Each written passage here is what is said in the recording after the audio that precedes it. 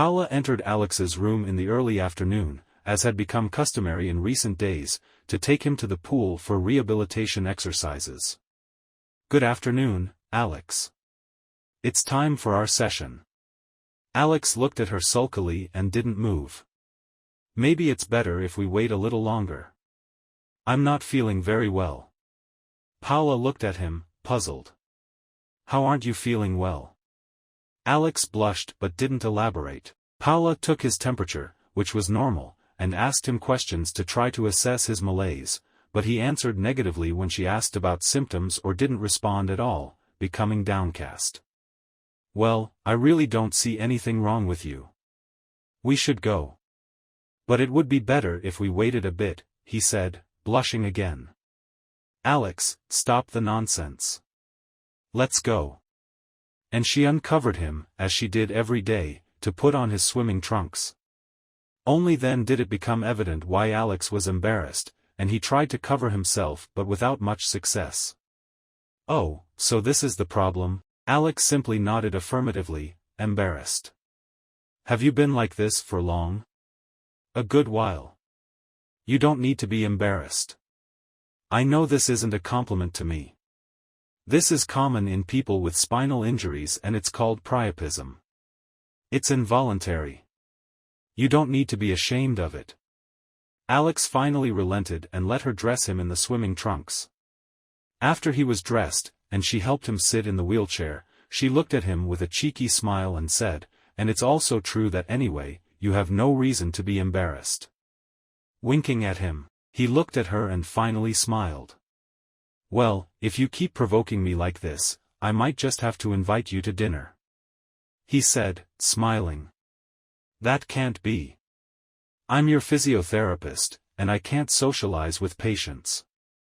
Besides, there's not much privacy in the cafeteria. It would be weird." They both laughed and headed off for the exercises.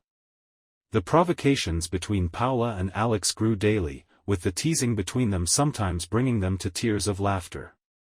And the truth is that these interactions became a balm for Alex's spirit. These interactions didn't go unnoticed by James and Patricia when they came to visit him a few weeks later. When they visited, he could already walk for short periods with the aid of a cane. "Dad, what's going on with the physiotherapist?" James asked, noticing the comfort between them. "Nothing, son. I've invited her to dinner several times, but she says she can't because I'm a patient and because the cafeteria isn't the most romantic place." They both laughed. "Well, whatever's going on, I like seeing you like this. It's strange that whenever I saw you you seemed to have a dark cloud over you, and now, after being injured, almost dying, and becoming paraplegic, I see you in a better mood than I remember in years." Alex just smiled and winked at his son. The visit from his children wasn't very productive, as they could only see each other for a few hours every day. However, they took the opportunity to explore some highlights of Dubai, including the indoor ski slope in the middle of the desert and the skyscrapers. 2 weeks later, a nearly fully recovered Alex, who only used the cane for safety, was packing his things to leave. "You're not going to leave without a word, are you?" Paola asked as she entered the room. "Of course not. I'm just finishing packing. Are you heading straight to the airport to return to work?" "Tomorrow. Today I still have a night here, in a suite at the St. Regis, so I'm going to enjoy it." Paola whistled. "A suite at the St. Regis?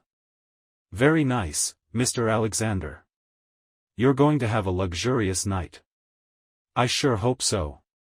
For the price, I hope the beds are at least decent." She laughed. He continued, now more serious. "I wanted to thank you for what you did for me and how you treated me. I'm going to miss you." She looked him up and down in a very indiscreet manner and then, with a glint in her eyes and a cheeky smile, said, "You know, you're not my patient anymore." Alex stared at her for some time, as if affirming a decision he already knew he had made. "Well, in that case, would you honor me with your company for dinner?" She looked at him, putting on a serious face, and replied, "Well, that depends. If it's at the cafeteria, I'm not very inclined. No, I was thinking of something more upscale, like a hot dog cart by the roadside or something." She burst out laughing. She took a small notepad and a pen from her lab coat pocket, wrote something down, and handed it to him. "You have my address and phone number. You can pick me up at 7:30. It's a deal." She winked at him and turned to leave, saying, "See you later,